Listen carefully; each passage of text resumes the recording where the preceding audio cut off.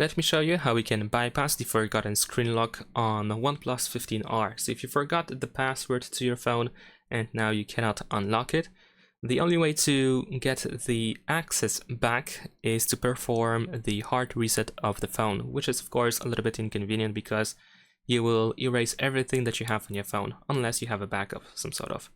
So what you can do is, in order to go ahead and perform the factory reset, we will have to go to the recovery mode.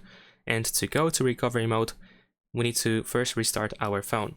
So we're gonna press power and volume up at the same time in order to open this menu, this power menu, and we're gonna slide up in here to restart the phone. Now, once you restart, you want to immediately after that press and hold volume down. And you want to keep holding volume down button until you actually go to the recovery mode. So even if you see the OnePlus logo, you still want to keep holding volume down.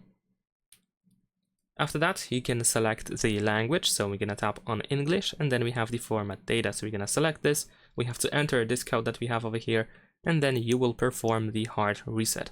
In case you go back to the recovery mode, to the main menu of the recovery mode, then of course you want to reboot your phone. And after that, you will have the initial configuration again. And that is pretty much it. Leave a like and subscribe.